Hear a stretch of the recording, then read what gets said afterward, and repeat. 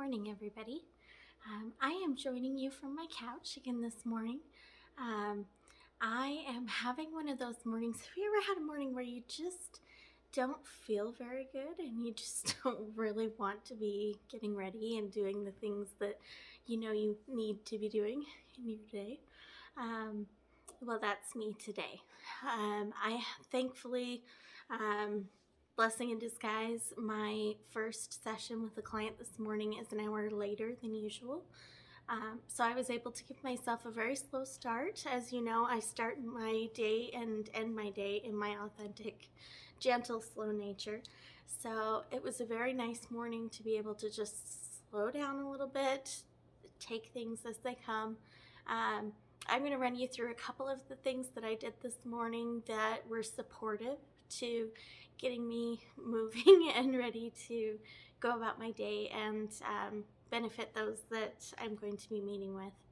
Um, so this morning I started off very slow. I did actually allow myself a little bit of extra sleeping time, which goes both ways. It can be a good thing, it can be a bad thing because sometimes you go back to sleep and then you have a really big struggle waking up. But during that time frame, I will set my second alarm and just let it, you know, come as it may. But I don't necessarily go back to sleep. It's more of just I lay back down and I give myself that extra space to be able to just slowly rise. So this morning I started that way. Then I went ahead and I had a shower meditation. I have talked a little bit about that before. I also made sure that I gave myself a hug and just, self-compassion. It's okay. Not everybody wakes up in the morning feeling, a, huge amount of energy and ready to go. I think that is definitely a part of the human experience. So I also dressed in a monochromatic outfit. Everything that I'm wearing today is kind of this subdued gray color. As I have mentioned in one or two videos, I like to dress according to my nature, and one of my base neutral colors that is very supportive for me is gray. So having everything monochromatic is a supportive thing for me. Not everybody is going to be that way. Every person has a different color, that sort of thing. So yes, I did that. I also acknowledged the emotions and the self-talk that was coming up for me. I was having a lot of, oh, why do I always, and I acknowledged that and I turned it a little bit. I said, I don't always. It's been quite a while since I've had a morning like this. So today I choose, that's another thing that I do, I actively choose to be okay with this and to move through my morning a little bit slower. I know not everybody has this option, but that's why I set my alarm so early in the morning to begin with, because it gives me a chance to kind of feel out and see how I'm doing for the day. So then after I've acknowledged the feelings and what's going on, then I say to myself in, self-compassion, what can I do for myself that will support me in being able to manage what needs to happen today? At that point, I usually like to kind of get either a mental to-do list or actually write it out of what absolutely needs to go on that day. And then I look at it and say, okay, is this something I can delegate? Is this something that I can move to another day? Can I give myself a bigger buffer zone in between certain things that need to happen? That sort of thing. That's very, very useful for me, and I'm sure it would be very nice for you too. I do recognize that if you are a parent, this might be a little bit more difficult because you have little ones, right? My little one is my tiny dog, so I do have a little bit of flexibility in this area. So then I have that moment where I kind of set my intention for the day, and I recognize the limitations that may exist in that day. I do have some health issues that from time to time come up, that sort of thing. Um, and I don't like to try and force and push my way through those things. If they're coming up for me, that is a clue from my body that I need to slow down and do what I need to do that day. So if that means that I need to take a day off, then unfortunately that's what it means. But usually I can find a way to do small amounts of just a few things versus that entire to-do list from what I had in my head. So yes, and then of course, as a religious person, I spend a lot of time in devotional space, um, reading scriptures, saying prayers, really preparing for my day, and asking for the help that I need. And it's not necessarily easy to ask for help. I totally get this because I'm like that. But that doesn't always have to be a divine sort of thing like what I do. That delegation, that space where you ask for help, can come in various ways, various different things. So think about that, what you can do for yourself to support yourself in those moments. I also want to do kind of a mini share. I have a new coach that I've been working with, life coach, and I've only had one session so far, and I was so impressed at how deep we got. So I wanted to kind of share a little bit of what came up for me. I thought that I was having a huge dilemma of kind of needing to develop a little more trust and confidence in my support system through the school.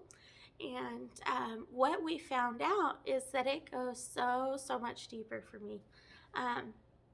So I still need to reflect and go over this a little bit, but I wanted to mention that what we found was that I had a certain thing come up for me in childhood where I said, I'm choosing to not be this way, whatever this way is for you. And I took on this, because I don't want to be like this, I am going to implement this thing to make sure I don't.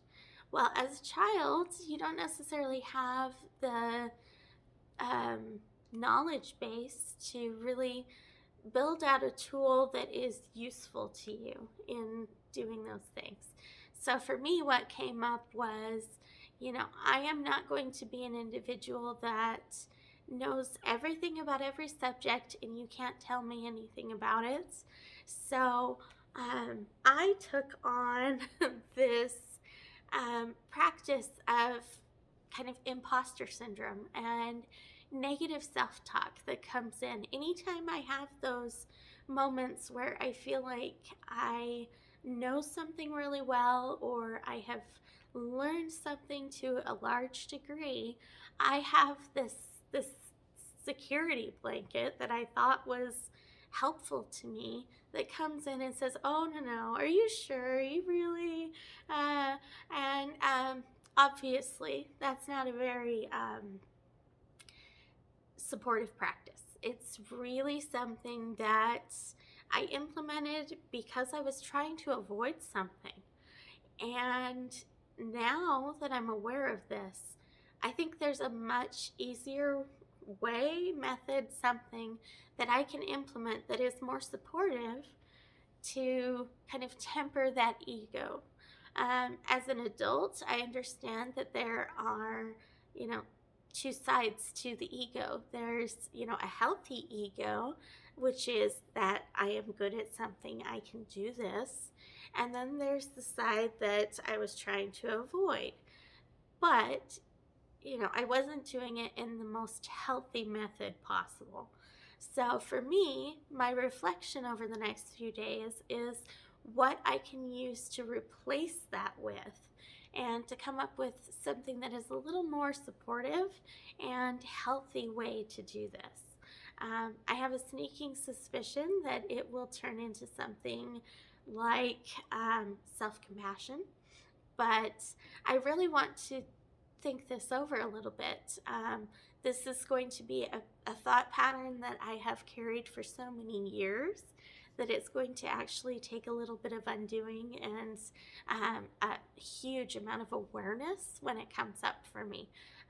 Because I do believe that this has now become kind of a natural step in, if I have an achievement somewhere or a victory somewhere, I automatically go into this thought process, this method and way of talking to myself.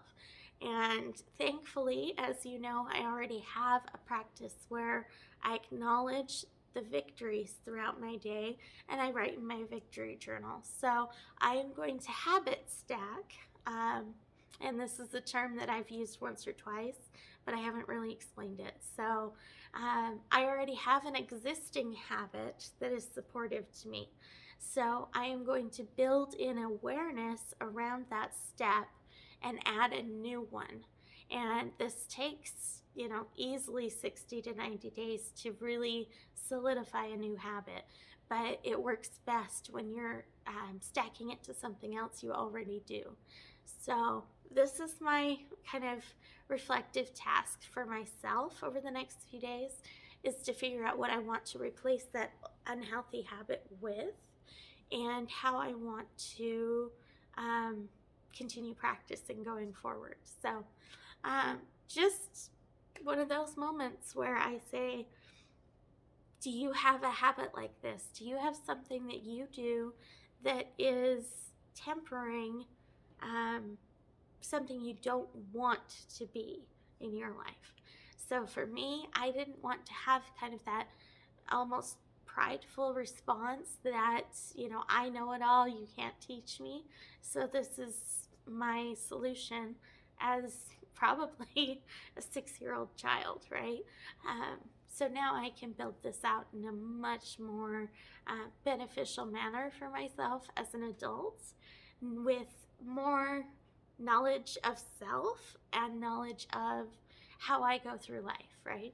So I'm very excited to have this realization, to be able to move forward in that category. But yeah, comment below. Do you do something like this?